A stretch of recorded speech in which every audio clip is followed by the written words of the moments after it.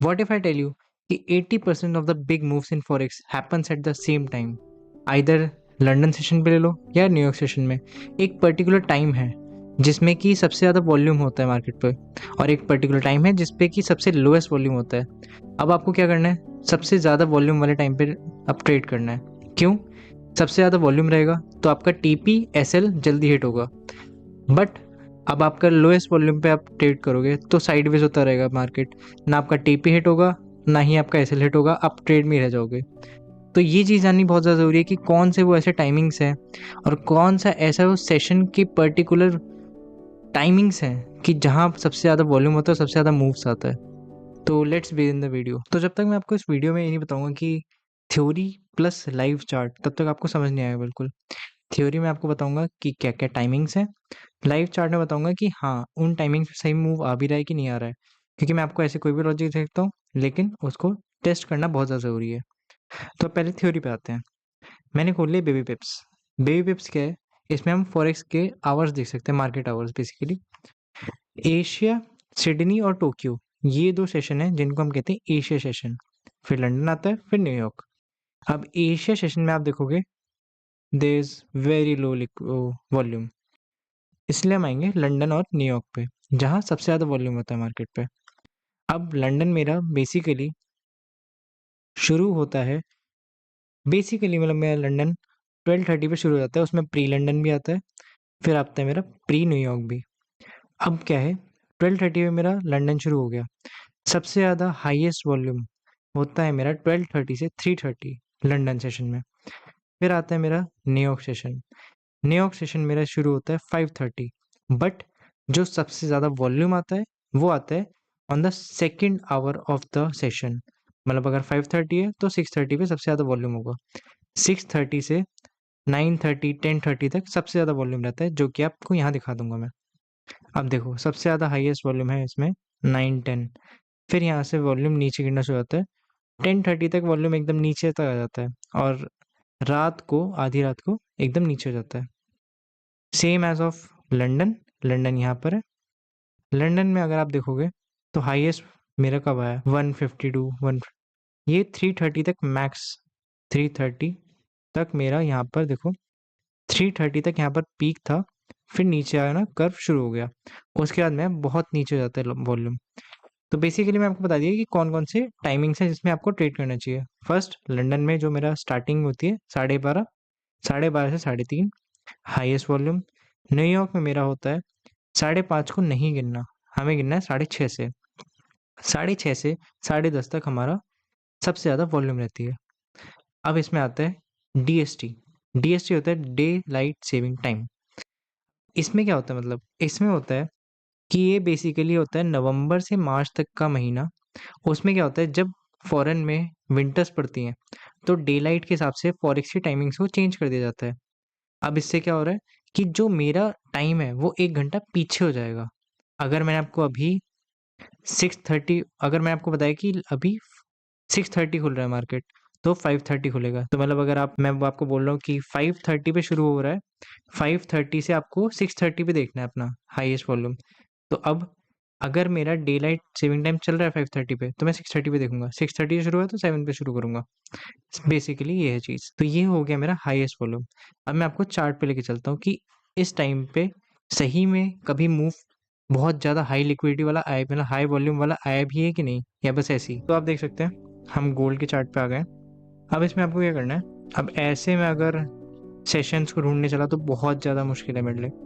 तो मैं क्या करता हूँ, इंडिकेटर्स पे जाता हूँ, यहाँ पर डालता हूँ मैं FXN, एशियन सेशन रेंज, इसको मैं क्लिक कर देता हूँ। सिंपल से आपको यहाँ पर बॉक्स दिख जाएंगे।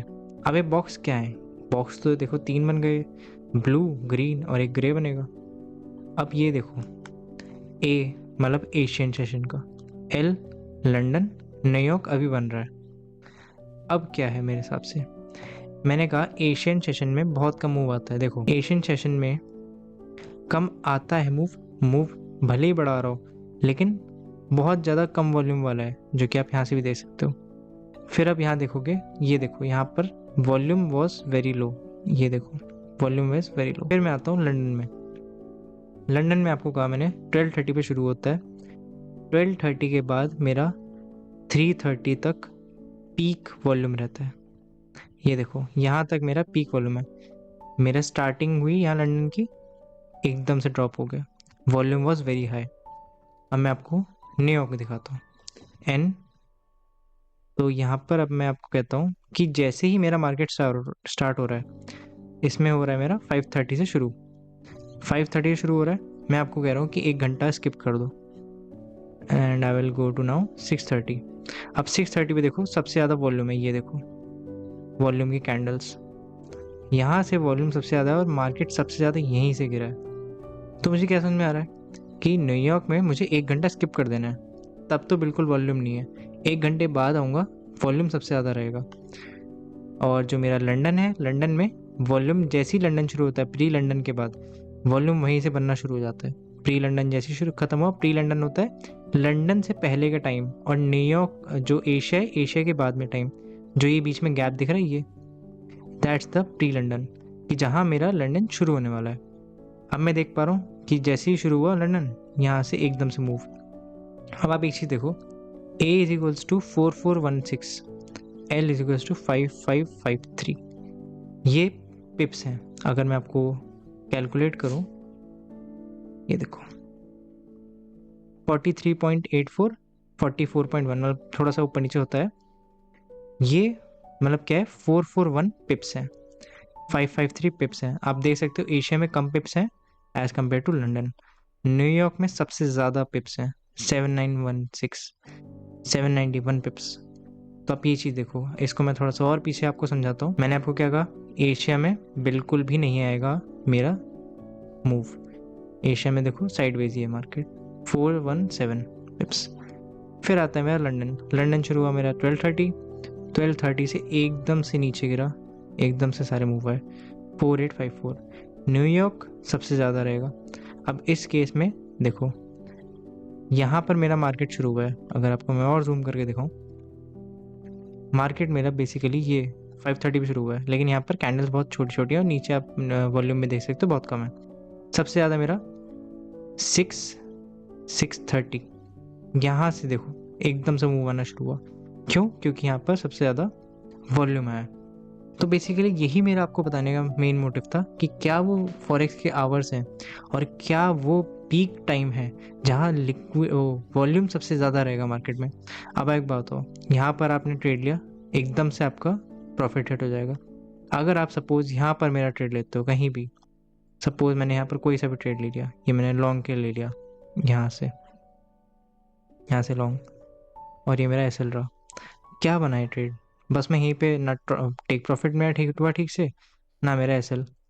तो लो लिक्विडिटी में मुझे बिल्कुल नहीं करना है, मतलब एशियन सेशन, लंदन सबसे ज़्यादा, और फिर न्यूयॉर्क उससे भी ज़्यादा। तो यही था इस वीडियो में। अगर आपको समझ आ गया कि अब क्या क्या वो फॉरेक्स के आवर्स हैं जिस पे आप ट्रेड कर सकते हो, give a big thumbs up and hit the subscribe button. I will see you in the next one.